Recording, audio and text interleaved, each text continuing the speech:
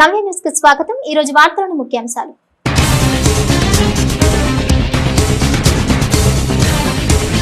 బాపట్ల చీరాల తీరంలోని వివాదాస్పద సీమౌత్ ప్రాంతాన్ని పరిశీలించిన జిల్లా కలెక్టర్. తీరంలో ఎల్ షేప్ లో సీమౌత్ ను పునరుద్ధరిస్తామని కలెక్టర్ హామీ.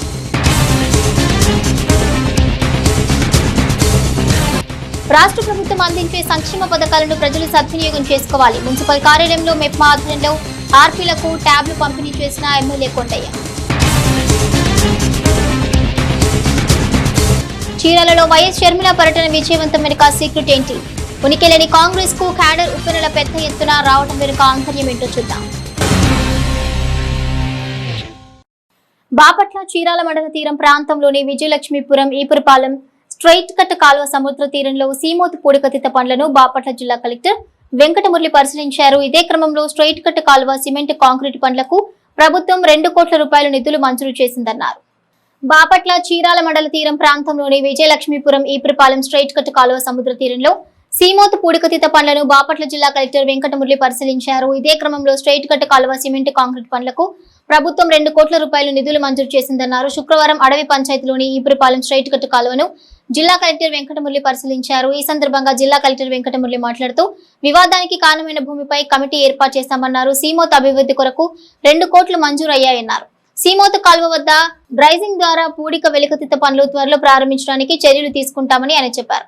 సీమౌత్ తీర ప్రాంతంలో జెట్టి నిర్మాణం చేపడతామని చెప్పారు. జెట్టి నిర్మాణంతో మత్స్యకారులు పడవలు నిలపడానికి సులువుగా ఉంటుందన్నారు. రానున్న 6 నెలల్లో అభివృద్ధి పనులు పూర్తి చేస్తామని ఆయన చెప్పారు. ఈ కార్యక్రమంలో బాపట్ల రెవెన్యూ డివిజనల్ అధికారి గ్లోరియా, తహసీల్దార్ సలీమా తదితరులు పాల్గొన్నారు. మనకి ఇటు పక్క కనిపిస్తున్నది ఈపురపాలెం స్ట్రైట్ కట్. మరి అందులో వీళ్ళు వందలాదిగా వాళ్ళ పడవల్ని అక్కడ లంగర్ వేసుకొని మరి పొద్దున్న లేచిన కాడి నుంచి వేటకి వాళ్ళందరూ కూడా కలిసి వెళ్ళిపోతారు సముద్రంలోకి.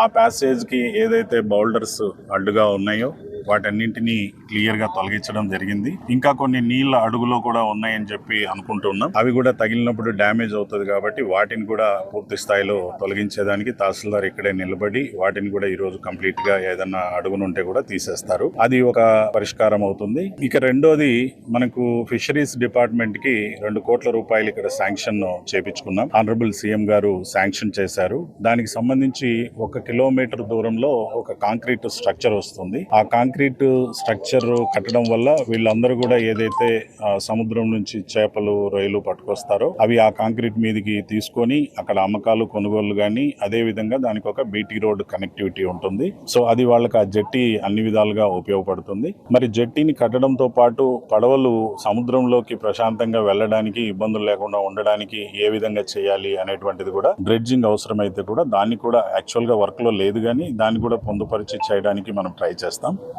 ఇకపోతే భూమి వివాదం అనేటువంటిది ఏదైతే ఉందో దాని మీద మనం కమిటీని వేశాం. ఆ కమిటీ పలుమార్లు సమావేశం అవుతారు. అందులో నాకు తెలిసినంత వరకు ఒక 6 గ్రామ పెద్దలు కూడా ఉన్నారు, సర్పంచ్ గారు వాళ్ళు ఉన్నారు. వాళ్ళందరూ కూడా సమావేశమై దాని మీద ఏమి యాక్షన్ తీసుకోవాలి ఏంటనేది దాని గురించి కూడా చెప్తారు. దాంతో పాటు గతంలో మావిడయ్య అనేటువంటి అతను నాకు వర్క్ ఉంది అని చీటింగ్ చేస్తూ ఎటువంటి వర్క్ పర్మిట్ గానీ కాంట్రాక్ట్ గానీ ఏమీ లేకుండానే నాకు వర్క్ వచ్చింది, నాకు కాంట్రాక్ట్ వచ్చింది, పర్మిట్ ఉంది అని చెప్పి చీటింగ్ చేసి 500 ట్రక్కుల ఇసుకని ఇక్కడ నుంచి దొంగిలించాడు అని చెప్పి ఒక అపవాదు, ఒక ఫిర్యాదు ఉంది.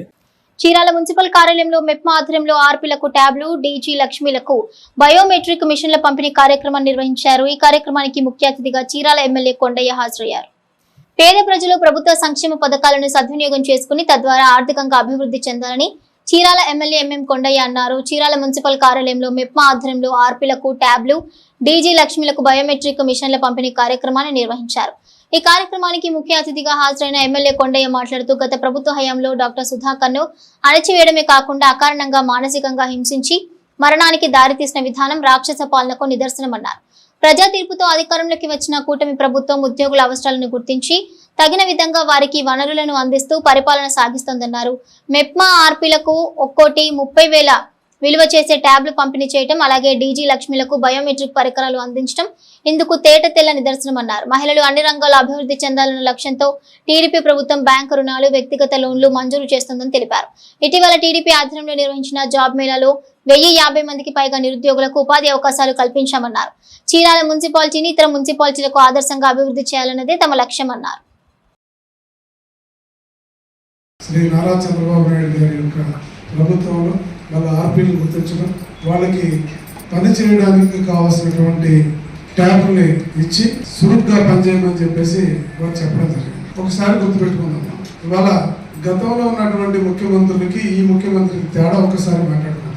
కోవిడ్ వస్తే మమ్మల్ని ఏం చేయమంటారు, మాకు మాస్క్ ఇవ్వమంటే డాక్టర్ గారిని పెట్టిన ఇబ్బంది ఈ రాష్ట్ర ప్రజలందరూ కూడా చూసారు. ఏమడిగాడు ఆయన? కేవలం మాస్క్ అడిగాడు. ఏమి లేకుండా మేము ఎలా వైద్యం చేయమంటారు అని అడిగినందుకు మమ్మల్ని మీరు ప్రశ్నించేవాళ్ళ అని చెప్పి రోడ్డు మీద కొట్టుకుంటూ పిచ్చివాడిని చేసినటువంటి ప్రభుత్వం ఎంత తేడా ఉందో ఇప్పుడు మీరు అర్థం చేసుకోవాలి. అంటే పని చేయించుకోవాలా, పని చేయించుకోలేనటువంటి ఆలోచన ముఖ్యమంత్రికి ఉండాలా, పాలకులకు ఉండాలి. ఈ రోజున కింద స్థాయిలో ఉన్నటువంటి మరి ఈ యొక్క ఆర్పీలు ఉన్నారనుకోండి, వాళ్ళకు 40,000 ఖర్చు పెట్టుకొని వాళ్ళే మరి ఈ ట్యాబ్స్ కొనుక్కొని పనిచేయమన్నా దానంతా. మరి వాళ్ళు పని చేయాలి అన్నప్పుడు మనం కావాల్సినటువంటి ఫెసిలిటీస్ వాళ్ళకి కల్పించాలి. ఏ ప్రభుత్వం అయినా చేయాల్సిన పని ఏంటంటే ఆ ప్రభుత్వం పనితనాన్ని చూడాలి, ప్రజలకి సులువైనటువంటి అంటే ఎవరైతే ఉన్నారో వీళ్ళని ప్రజల్లోకి పంపించి త్వరితగతిన పని కావాలి అంటే ఇలాంటి అవకాశాలు కల్పించాలి. చీరాల బాపట్ల సముద్ర తీరంలో వివాదాస్పదమైన ఈపురపాలెం స్ట్రైట్ కట్ కాలువ సీమోతును శుక్రవారం సిపిఎం పార్టీ నేతలు పరిశీలించారు. ఈ క్రమంలోనే స్థానిక మత్స్యకారులతో నేతలు మాట్లాడారు.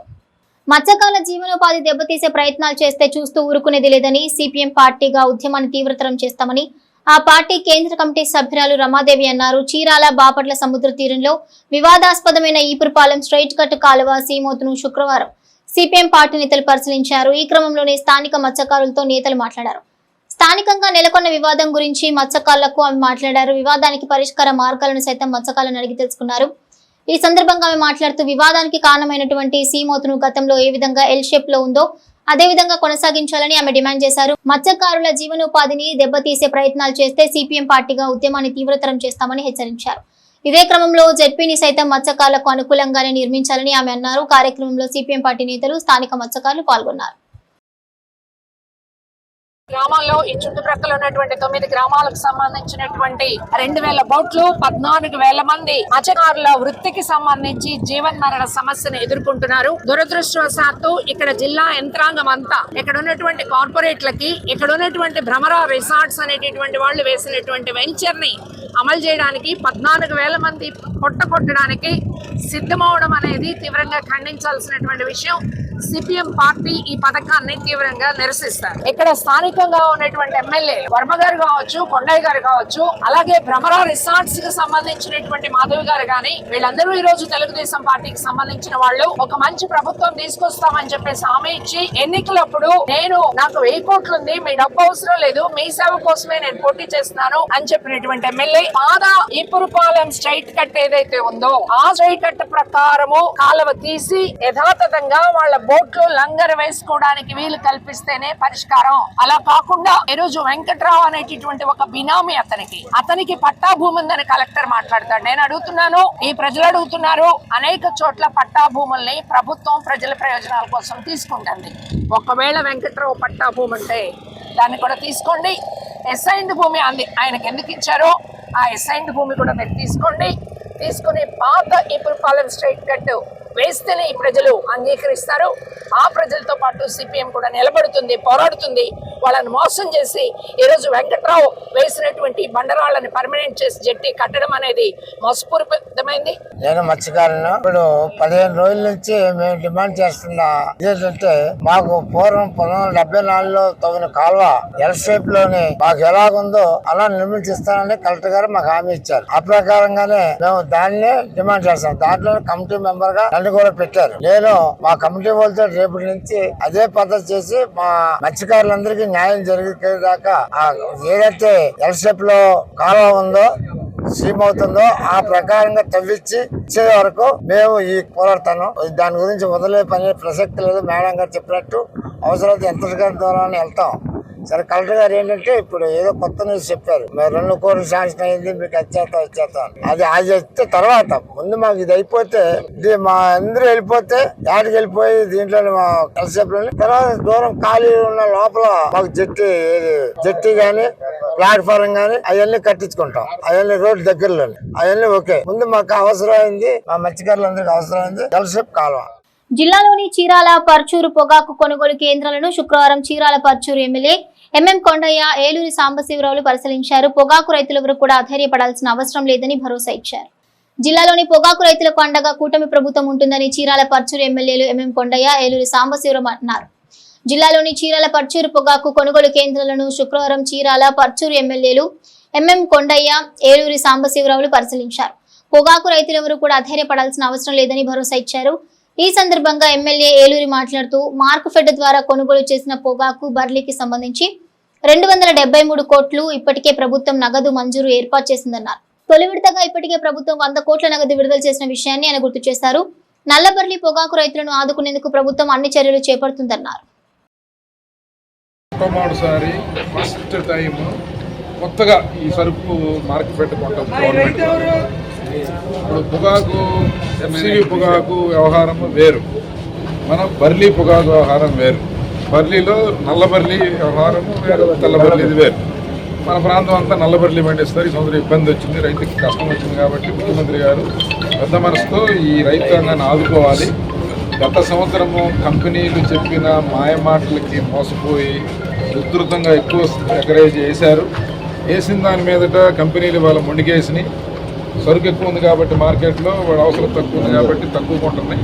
కాబట్టి ఇలాంటి పరిస్థితుల్లో రైతుకు అండగా ఉండాలని ఒక ముఖ్యమంత్రి గారు తీసుకున్నారు.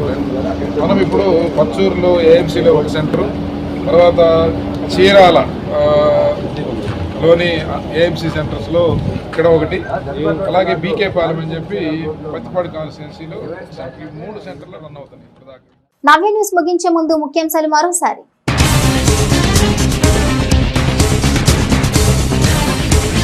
బాపట్ల చీరాల తీరంలోని వివాదాస్పద సీమౌత్ ప్రాంతాన్ని పరిశీలించిన జిల్లా కలెక్టర్. తీరంలో ఎల్ షేప్ లో సీమౌత్ ను పునరుద్ధరిస్తామని కలెక్టర్ హామీ.